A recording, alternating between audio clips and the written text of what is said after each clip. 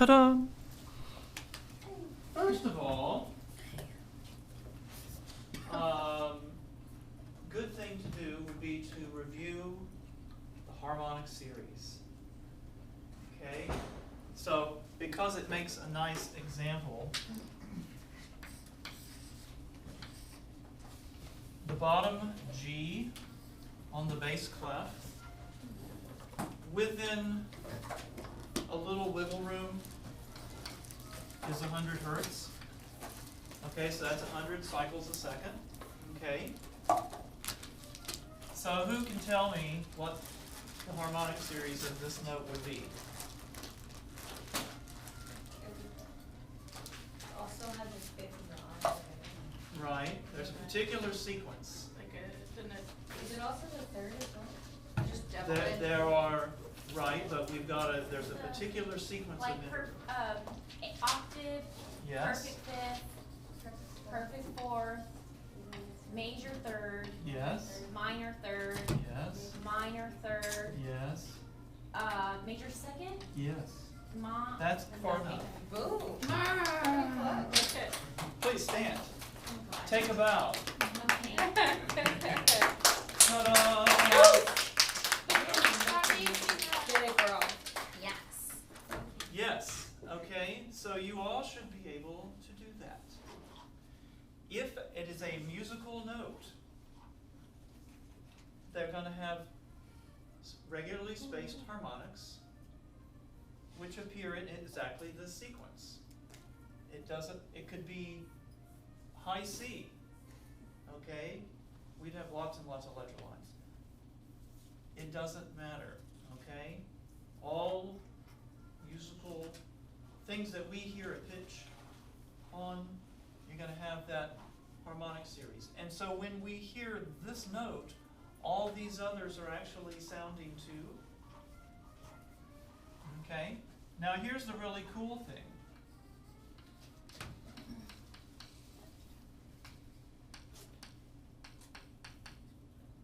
And that one's 400, that one's 500, and that one's 600, that one's 700, that one's 800. Within, a little rounding, just to make the math easy. Okay, so the second harmonic is twice the frequency of the first harmonic. The third harmonic is 3 times it, and 4 times it, and 5 times it, 6, 7, 8, okay? Now, that all said, notice that even though frequency-wise they're equally spaced, musical-wise they are not. Notice that the intervals between them, music notation-wise, are getting narrower and narrower and narrower. Okay? So just realizing that kind of incongruity, we'll see it in a couple of minutes when we're looking at some sounds. All right. Doobie-doobie-doo. And in fact, yes, why don't I go ahead and show you this. Thank you, Scott McCoy. He gave me a little piece of software which he was going to put in all the books, but he ended up not doing it. I don't quite know why. It works just fine when it opens up. Let's try that again. There it is. Okay, so if and then we're just, ignore me for a second here. You see how the harmonics are? So the fundamental is number 1, and then there's number 2, number 3, number 4. And as I move around with my little cursor, they all move. And so if I went way up here, how about that, right? Okay. Nice little bit of programming he did. All right. Special about that red one. The red one is a little on the flat side, so it's really a little bit on the low side of a minor third. Okay. So yeah, the 7th harmonic is a little flat. And you'll hear brass players playing around sometimes when they're warming up, and you'll hear that note, because they're having to blow in, you know, and change their embouchure slightly to get all those different harmonics. And you'll hear that one tends to be on the low side intonation-wise. Anyway. Okay, we'll come back to that later. So, remembering the harmonic series. I now have a colander and a strainer. Now, if I had cooked, I don't know, rice or orzo or the little tiny little soup pastas, I'd want this, right? I'd want to use the strainer because they might fall through the little holes. And then I would have some of it going into my sink and down my drain rather than into my tummy. I want to eat it all, so I use a strainer, right? So this would still let the water through, but it would keep those little tiny things from going into the sink. If I had bigger pasta, I wouldn't want to use one of these. Pasta's too big. The pasta's really big, you know. I might not even be able to get much of the water because the pasta would quickly cover all the little holes and not a whole lot of water. Okay, but I'd use a bigger colander which has bigger holes. Okay? Both of them hold something back and yet let other stuff, the water, go through, right? Okay, so these are what? What would we call these things other than a strainer and a colander? Vowels. Don't get ahead of me yet. Sorry. Well, what do? Separate. Separate it, they filter it, yeah? Yeah. They're like filters, okay? They're filters. All right, now, dum dum dum. So resonators are like strainers and filters, in that they let some things through and they keep other things back, right?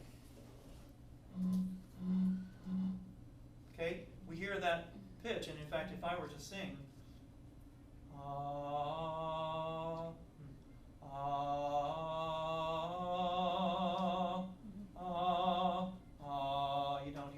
you don't hear that extra little buzz. That's me setting the air in the bottle. The bottle is shaped in a certain way, and when I get to the right frequency, wow, I mean, I can feel it throbbing in my hand by doing that. Okay, so we hear a particular pitch associated with a particular shaped resonator. Here's another one. A really low note, which I can't sing. I don't know, Austin, it might be below you. Okay, bigger resonator, lower pitch.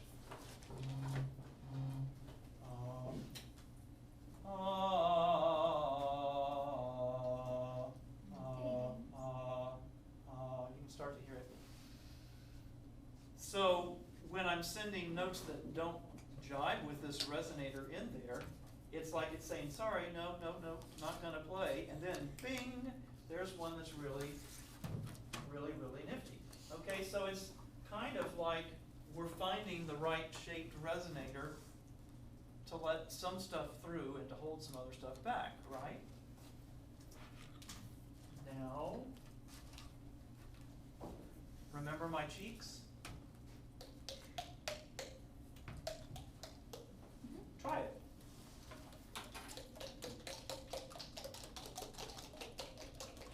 Right? You can make different notes, right? You can make different pitches. Now watch what's happening when I do that. What am I doing with my mouth? Opening space. I'm changing the space, and we hear different notes. Now what's a vowel? Space. It's a space, right? It's a shape of my vocal tract, okay? I open my mouth a certain amount, I round my lips or spread my lips, my tongue's in a certain shape. So different shapes, which we just saw, different pitches. And if vowels are different shapes, therefore what's the obvious conclusion? If different shapes have different pitches, Different vowels. and different vowels are different shapes, then Different vowels have different pitches. So the same pitch and a different vowel would need to be malleable. You need to understand that an E and an or an or whatever needs to be movable. yeah, flexible. let's start with just the first part. Okay. Vowels and pitches. That they are closely related, right? That vowels have some kind of a pitch associated with them. All right. Well, we call these resonating frequencies. Okay, so here's a shape, right? Okay, and if I go over here, I can find some software, and we can even see that. Where?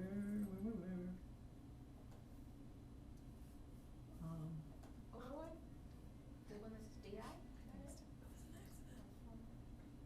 I'm looking for Voce Vista. It looks different up here when I've got it plugged in. It's right up on the. There, thank you.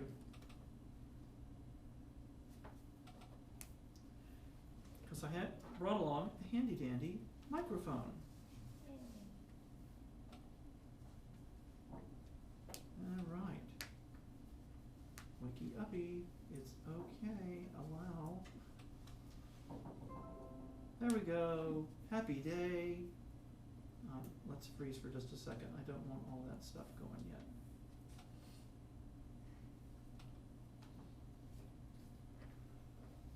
And that.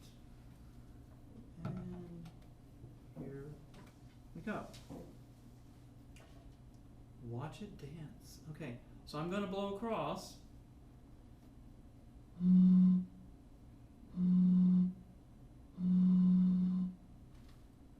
freeze. Okay, now there's a whole lot of noise, but look at that. Bing, that one pitch. Okay, and it's saying 192. That's the F sharp right below there. So yeah, that seems about right. Okay, so there's a shape which has a specific pitch. All right, well, again, we know the vowels have some pitches associated with them too, okay? Because they are nothing but different shaped resonators. Now what's really cool with our voice is that this is capable of lots of pitches, right? Our larynx is capable of producing a whole wide range of pitches. We're capable of producing a whole wide range of different shapes. So we've got a lot of interesting combinations that can happen. We're able to sing a wide variety of vowels over a wide variety of pitches. But we call these specific frequencies associated with vowels a very important word. Erase that for now. And that very important word is formant.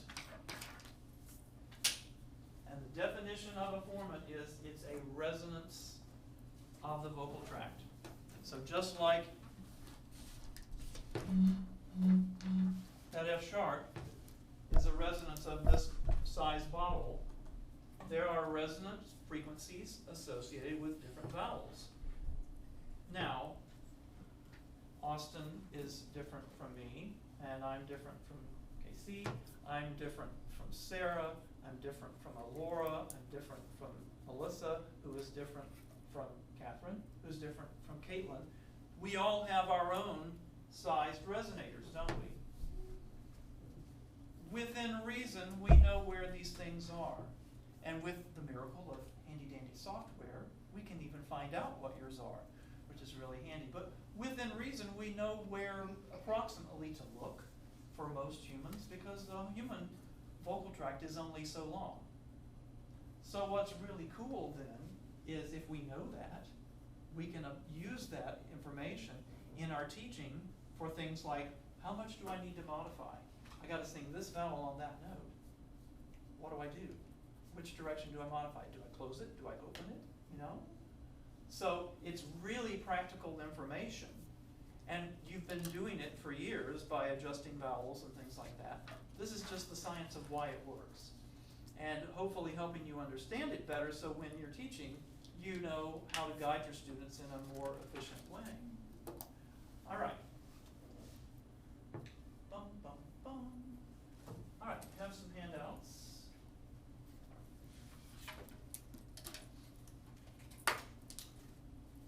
Would you mind?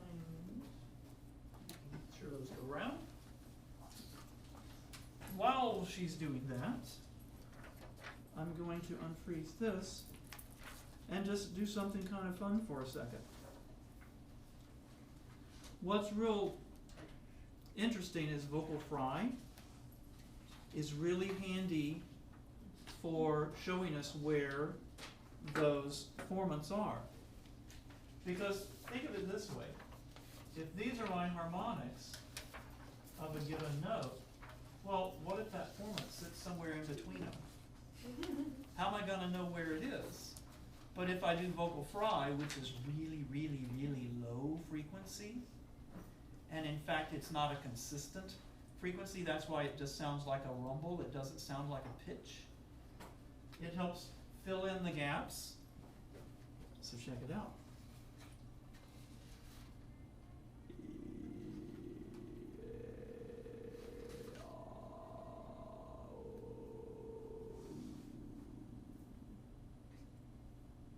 Magic. It's magic.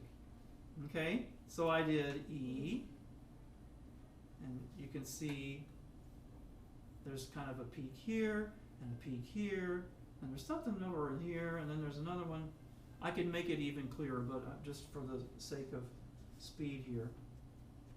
And then here's A, and then here's Ah. Quite a big difference, yeah, in where those peaks are. O, oo. And we could get somebody else up here, and yours would basically follow this same pattern. Okay, so the vocal fry is a really handy thing for showing us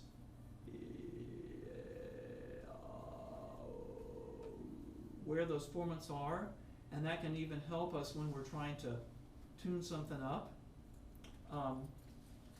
Now, as I said, you know, our larynx is capable of doing lots of different pitches, right? And then we're capable of doing lots of different shapes. So one of the really super handy dandy things, can I erase the, okay. Yeah. One of the super duper handy things that we can do then is we can change pitch, but keep the same vowel, okay, within reason. And we can also change vowel on the same pitch.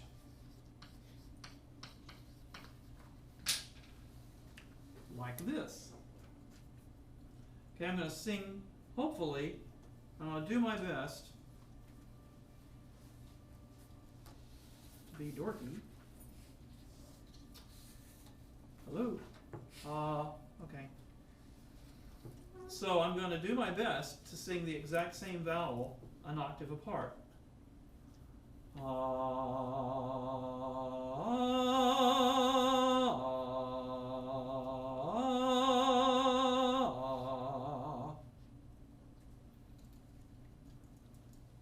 Now if you notice, here it is. Here's my ah. I'm going to turn that light out so it's a little less glary.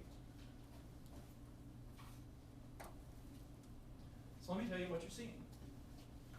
So we're going low frequencies to high frequencies this way, and low intensity to high intensity that way.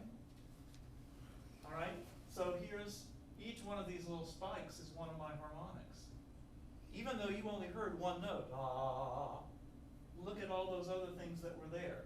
And this is double that one, this is 3 times it, 4 times it, 5 times it, 6 times it.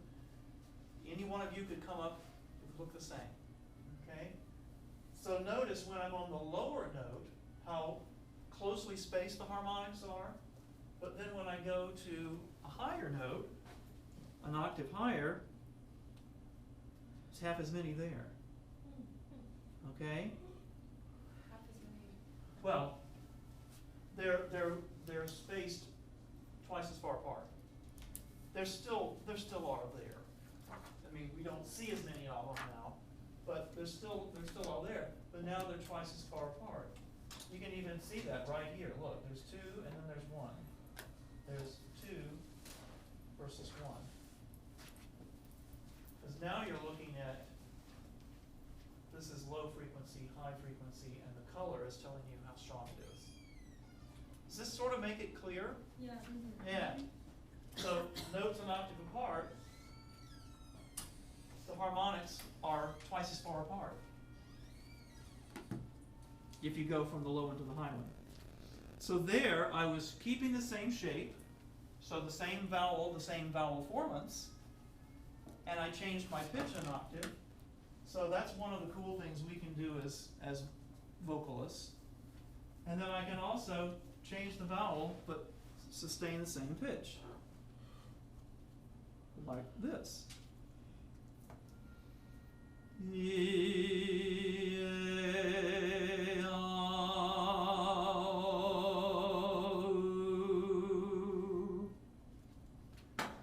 Okay, and you can look and see my harmonics are staying that same distance apart from each other, but you heard different vowels because I was changing my shape.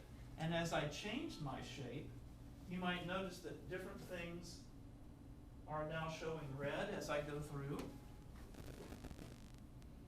So here's my E, something low and something high, really strong. Here was A, here was A, here was O, here was U. So the harmonics are staying in the same place, but which one is strong is varying. And this is the cool thing. The harmonics that are close to the formants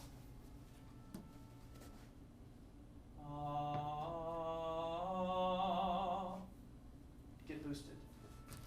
How cool is that? So if I get a harmonic close to a formant,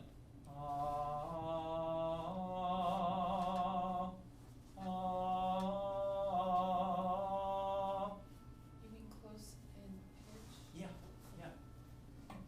So as I change my shape, different harmonics are getting that extra little oomph, that extra little push of the swing, that extra little, here, I'll help you. Because they're close to that resonance frequency. And so suddenly they jump out. And that's what our brain hears when we go from one vowel to the next, is which harmonic is strong? That's literally what your brain is doing.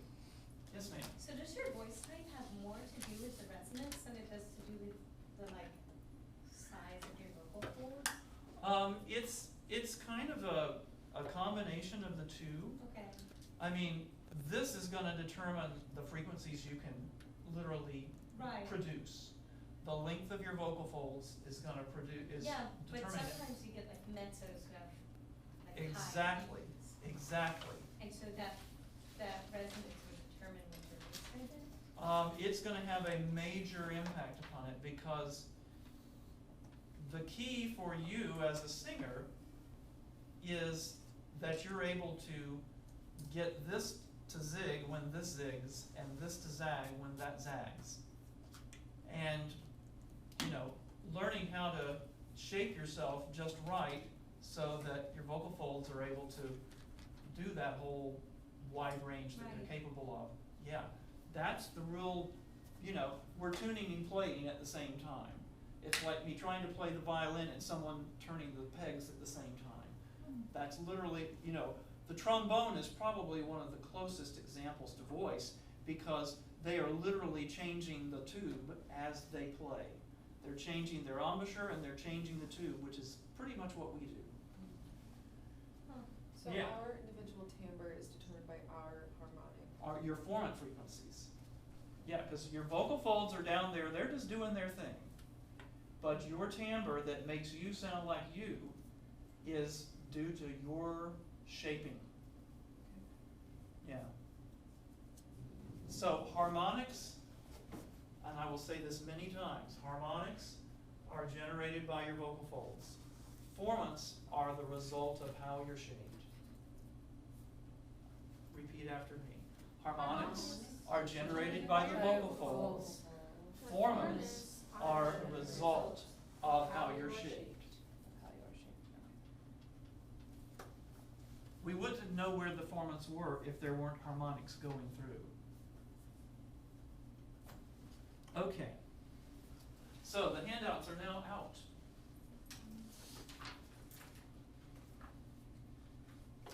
Let's talk through this first little bit. So a formant, a resonance frequency of the vocal tract. Frequencies that are most successful in traveling through the vocal tract, and depending on the shape, different frequencies are transmitted. That is, they get on through, they go on out, better or worse, right? Think of the colander, right? Different kind of filter. They both let water through. They're going to hold back different kind of stuff because of the kind of filter they are, right? Think of your different vowels. I just love being Mr. Science. This is my favorite lecture of the whole semester. Okay, different kind of vowels.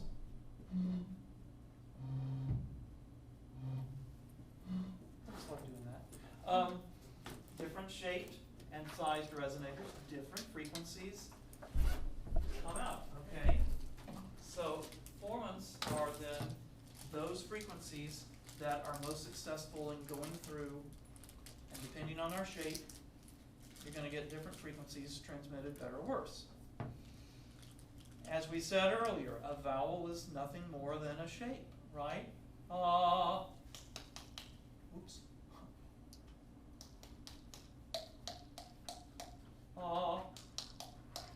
Yeah, my shaping for singing is slightly different than my shaping for thumping. Vocal tract shapes resonate at specific frequencies, and those frequencies are the formants.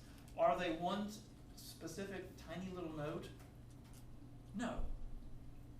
They're kind of, think of it as like a band of frequencies. Think about, I don't know why it logged me out. That's odd. Here. Because I wasn't playing. There. Okay.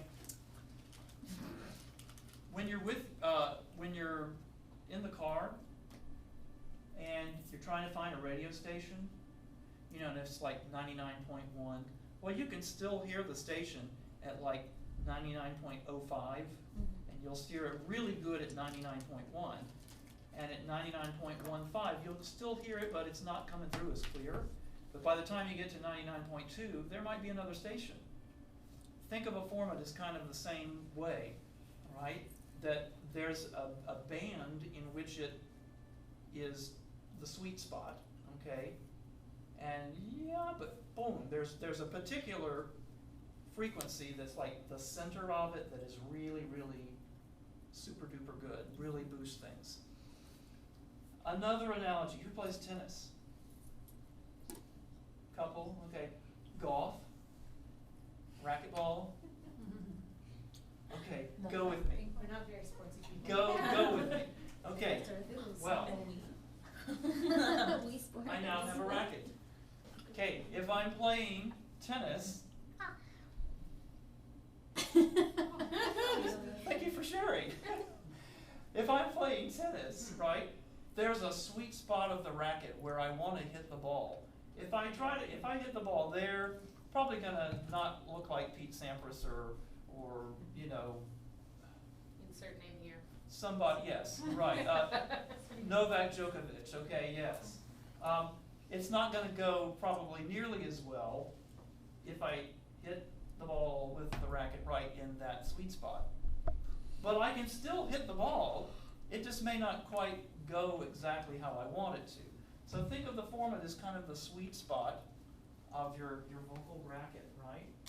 And there's a target area that it's gonna work well, and then you get a little beyond that, it's like, oh, I need to change my vowel, right? You know, that vowel's a little too closed if I'm singing this pitch way up high in my voice. I've gotta make a shift.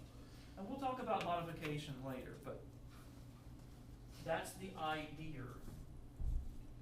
And so what we perceive as a vowel is a specific set of frequencies that are stronger due to their being close to a formant. I shall demonstrate again. And here is what's really fun. Let me freeze for just a second, because I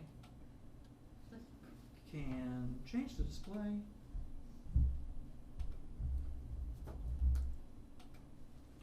All right, in the top panel, I'm gonna, well, I'll just show you.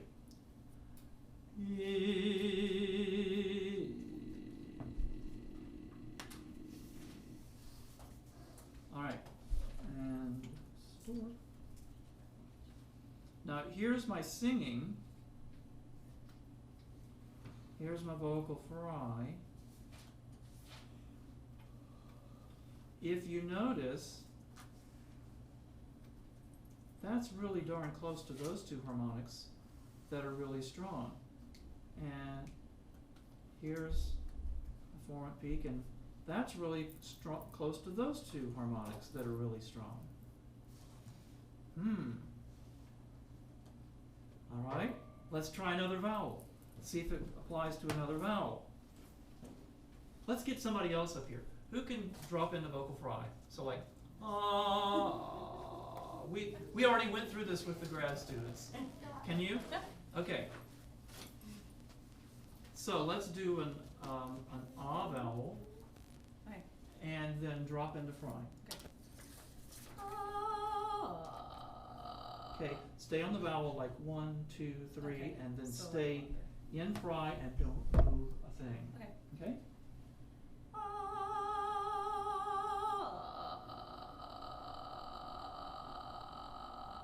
Okay, let's give it a try. Toot, toot, toot. All right, so we're gonna store. Let's see how we did.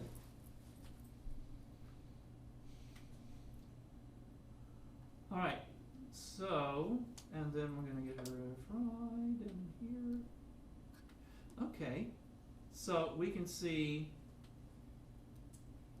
she's got a formant peak there, and that lines up really closely. Yep, she's on the north side of it, but that's just because of her vibrato. And then here's another formant peak, and that lines up really closely with that strong one. Cool. Okay, magic. Magic. Let's try one more. I will demonstrate because I've done this many times. Okay. Let's see, we've done ah, we've done e. I don't want to discriminate. Let's do oo. Ooh.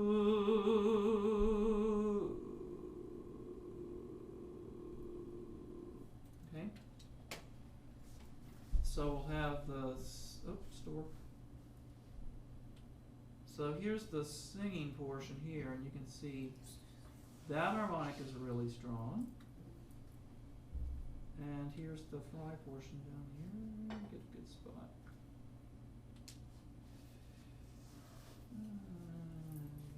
Whoops. Yeah.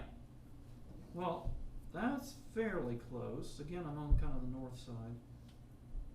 And that one lines up really well with that one. Yeah. Okay? So, by going into fry, we can see where those resonance peaks are, which explains then what we're seeing when we do a different vowel, that this harmonic is really strong and that one's really strong versus other vowels, okay? So, harmonics that are close to formants get boosted. And that is what's going into our perception then of the vowel. Really important. Change the shape, change the vowel, changes the formants. So, be careful as a teacher in saying, oh, just sing E but open your mouth. It's not an E anymore, is it?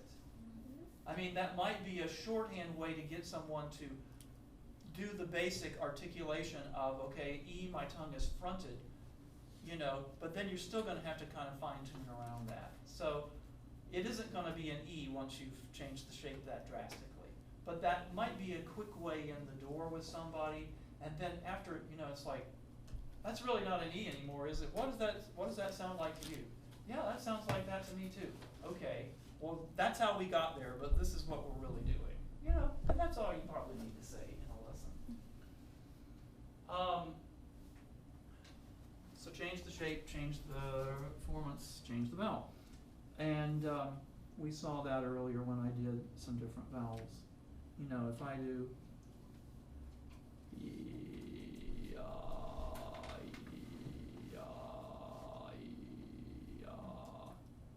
Screaming face.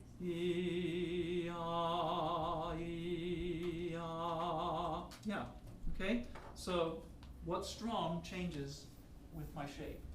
The same frequencies are there, but which ones are strong varies with whether I have this filter or that filter, whether I have this bottle or that bottle, right? Okay? Is this helpful to have some tangible things? I'm going to probably Austin, because see if you can get down to blow across it first. Okay, see if you can kind of do a scale down to that note. No, like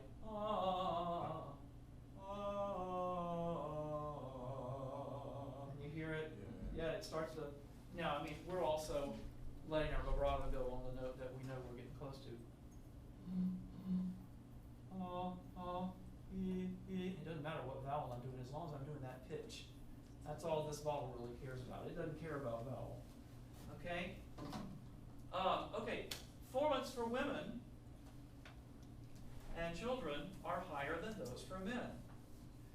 Female vowel formants are about 17% higher, so if we were to take all the female voice majors at UTSA and do the vocal fry thing and measure where your formant frequencies were, and then we had all the guys come in and we averaged all the women and we averaged all the men, we'd probably see something 10, 15, 20% difference, you know, like for an E for a guy versus an E for a woman. And in fact, even within men, basses are going to have lower formant frequencies than the baritones, which will have lower formant frequencies than the tenors. Okay? Because vocal tract is a little bit different length and size. Where it gets interesting is what Catherine was talking about, is when the vocal folds are capable of the pitch range of, say, soprano, and yet vocal tract is longer, and so you either get a dark-voiced soprano or you get a really high lyric mezzo, you know, and some of that is really kind of where are you most comfortable as a singer, and what does your look like? I mean, I teach Randy Wooding now, and Randy is very tall and slender. Okay, Randy can vocalize up to like E6, like above high C. Okay, and she has a really good high C. Does that make her a soprano? No. Her formant frequencies are very definitely saying, no, I'm like a high lyric mezzo. I'm a high lyric mezzo. Okay, and you know, she sounds great singing Stefano's aria from Romeo and Juliet, which has a high C. That's her show off her top. But you ask her, well, where am I comfortable sitting? You hand her a soprano aria, she's uncomfortable. But a half a step or so different sounds really good. Sounds very comfortable for her. And the timbre of her voice, her formant frequencies, are more mezzo-y than they are soprano-y. Yeah. She's uncomfortable not because she can't sing the pitches, but because it's not resonating. The sync up between here and there, yeah, So is if it's not syncing up, it would be like, it just wouldn't have as much power behind it. So then Yeah, and it you're well, not used to that. So there's a whole host of factors, but yeah, I mean, Okay. your muscles have an optimal place where they want to work. Yeah. We're going to talk about voice classification later, but yeah, we're hitting on those things. Children have higher formant frequencies than adults. Well, that makes sense, right? Because they're smaller. They're smaller people. So their vocal tract is not as long. Their mouths are not as big, even though they can make some really freaking loud sounds. Now, here's a really cool thing to impress and wow your friends with. You can hear first formants by thumping upon your neck. Mhm. I am a professional, okay? You have to be really quiet.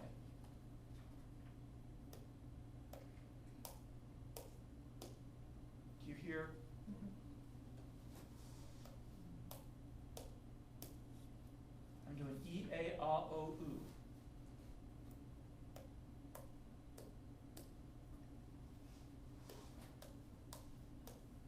That one was really clear. Wow. Definitely so. Let me see if I can get it on here. Whoop, breathe. So a formant frequency is not created by a vocal fold. It is No. created by How you're shaped. Okay. Yep. In fact, I've been wanting to do this and I have not ever gotten around to doing it. I could get a piece of tubing that is the length of your vocal tract. We could put a duck call. I've seen somebody do this. I could put a duck call at one end, and by pinching the tube in various places, you hear E, you hear ah, you hear all sorts of different vowels. Serious business. It's really, and in fact, I've got a computer program that'll do that in just a minute. Mhm. All right, let's see if I can do this. I'll thump my neck.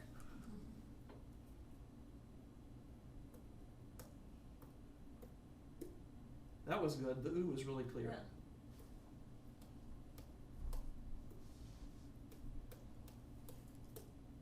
Oh well, it's hard to show it on there because I can't get the mic far enough in. Okay, now, so our first formants, because we have multiple, we have not just one, we have lots of them. Our first formants, E, A, R, O, U, tend to kind of go like that, and our second formants tend to go that away. That as we go from front vowels to back vowels, they go close together. You can do that by whispering. Again, you have to be really quiet.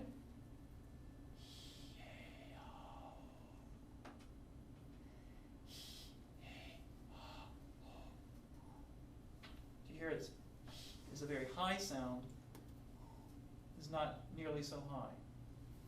That one will show pretty well on here. It's pretty turbulent, but what the heck.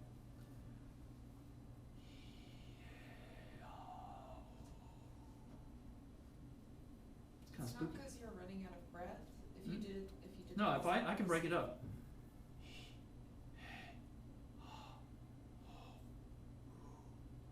If you look where the peaks are, they're moving down. Getting to the business of the fact that you can make things sound like a vowel. This is a really handy dandy program. Yes, it's okay. Let's just run it. This is one that I got online.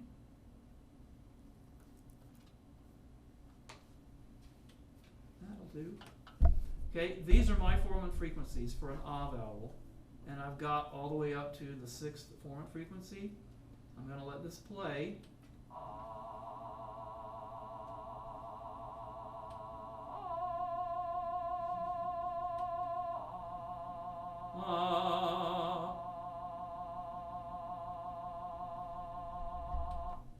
All it is Can you put in your formants? Yep. So think of these as different filters. It's all done electronically. So it's got those formant peaks at the particular frequencies that I've measured. Can you see what should sound like on a soprano? Yes. Yes, you can. And then can you have the frequency? All right, here we go. No, that's a tenor high C, sorry. Yeah. That's lovely. Very Subtle. Yeah.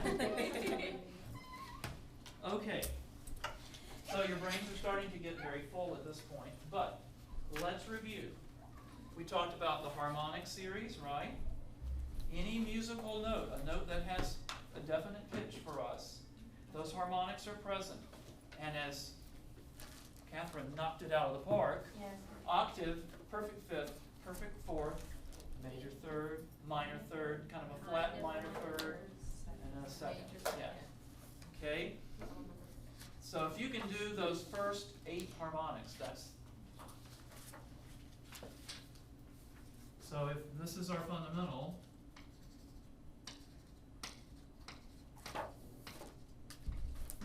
yeah, you need to be able to do those, because kind of knowing where harmonics are really helps us when we're trying to decide about modification, okay, as we'll discover. So we talked about the harmonic series. We talked about all musical notes having that harmonic series, whether it's the piano, a violin, a singer, a flute. Now, different instruments are going to have different harmonics being strong because of how they're shaped.